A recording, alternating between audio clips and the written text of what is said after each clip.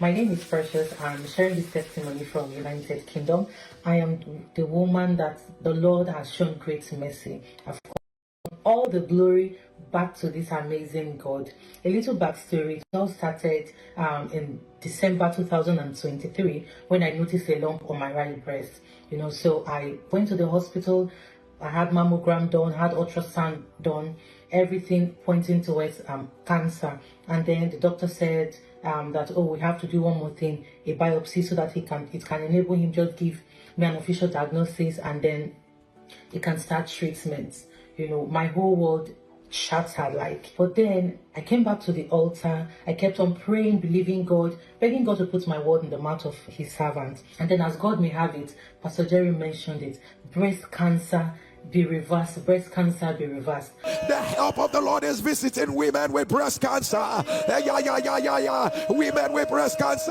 I held on to that word with my life. So during the 4 weeks wait, while we were waiting for the biopsy result to come out, I would go to the pathology, I would pray in tongues there, I would declare that breast cancer has been cancelled and therefore nothing will be found. And as God may have it, that was it. And then in February 2024, when I see the consultant again for review, he examined me.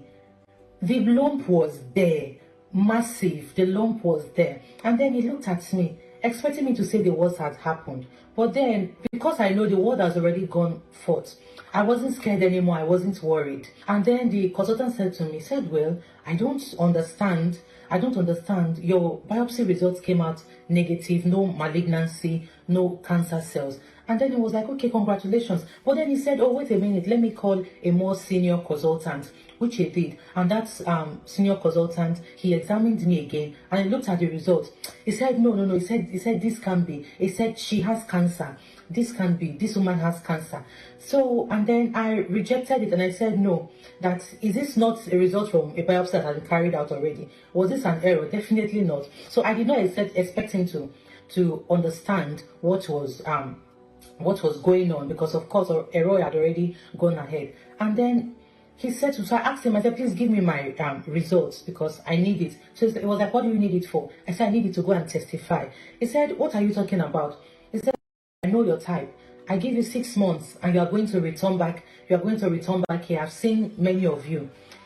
That got to me. And I told him that the only thing that will make me come back here again is when I am coming to have my baby. And then one morning when I was having my bath, subconsciously, I didn't know what happened. As I was having my bath, all of a sudden I just noticed that zero lump, nothing, no trace. It was like it's never wasn't there at all. And that was how error cleared it. So as I was getting ready to testify, then I remember that, oh, that consultant, he dared me. He said I shouldn't bother to go and conceive because I'm not going to make it alive. And then I told my husband, let's believe God and then let's get onto it. And then, as God may have it, we attended the NSPPD UK conference 2024. So that was my major prayer request. And as God may have it, Eroy handled it earlier than expected. I took in, got pregnant. Pregnancy journey was something else again. There was a lot, gestational diabetes, fibroids, iron deficiency, that even on the day of the delivery, there were 10 consultants on ground, all waiting for the worst to happen. And then after my baby, if they even also said that my baby's stomach, was swollen, and my baby's stomach was all manner of negative reports, but I kept cancelling it because the word had already gone ahead for me, because Pastor Jerry had already mentioned that no pregnant woman here will die in a pregnancy and no pregnant woman will lose her baby. So I already had my conviction and I wasn't worried. All through the period of the delivery, my husband had NSPPD playing on the background for me, so I was on the altar whilst having my baby. And then when my baby came out, they looked at the baby, and one of the consultants asked, so how is the tummy of the baby? Perfect, not swollen. And then another one asked, so how is she doing? Is she bleeding? Zero bleeding. The other one asked, so what about her ovaries? Perfect. The other one asked, oh, what about the fibroids? Zero fibroids. We could not find any fibroids in her system. That was how Eroy, one after the other, yanked off every negative report that the doctors had. I think that was not enough. On the 29th of April 2025, we went for a big circumcision. And then when the consultant opened him up, he just said, I know he won't be able to continue with the procedure. He diagnosed my son of something called penile torsion, which means that the penis is tilted 90 degrees. It's not straight. And then he said that my son would need a surgery to correct it, so as to straighten the penis before he can have the circumcision done. I was like, ah. And then I can't remember which of the days, but Pastor Jerry gave a word. He said, before the 10th of May, the Lord will give you your evidence. Are you ready to release your faith? Are you ready to release your faith? Shall May, before the 10th of May, I carry my evidence. Before the 10th of May, I carry my evidence. I held on to that word that God was going to reverse this whole penile torsion situation for my son. On the 4th of May 2025, the Sunday service, during the second service, Pastor Jerry said, I don't know who you are, but your second son is giving you cause to worry. I command it to be reversed. I don't know who you are, but your second son have been giving you a cause for worry. By the power that raised Jesus from the dead, let the hand of the Lord bring a reversal. I shouted, because how can a Roy just grab me by the hand like that? Because that was my word. I needed to hear that. And when I heard that word, it was settled for me. I kept on listening to that clip, kept on praying with it.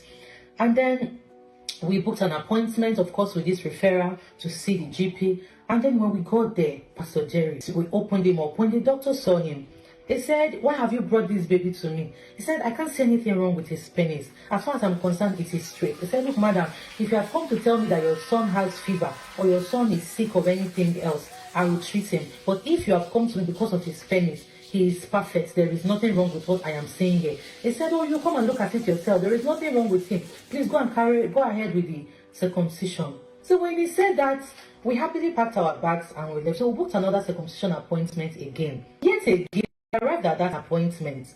And then when the surgeon opened him up, he just said, oh, we are good to go.